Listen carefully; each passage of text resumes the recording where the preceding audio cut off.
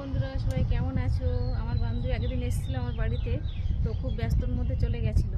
আবার এসছে আমার বাড়িতে, ওর মোবাইলের ছোট্টখাটো একটা প্রবলেম হয়েছে, সেই প্রবলেমটা সলভ করার জন্য। তো ঠিক হয়ে গেছে। এখন বলছে তুমি থাকো, সকালে যাবে, শুনছেই না, চলে যাবে। ও ব্যস্ত, আমিও ব্যস্ত, কি করবো বলো? সব ব্যস্ততার মধ্যে কি আছি। করব বলো, সবার তো সংসার আমার ধর্ম বান্ধবী আছে। আমার বাড়িতে যায়ও না, তাহলে আমি বারবার আসবো?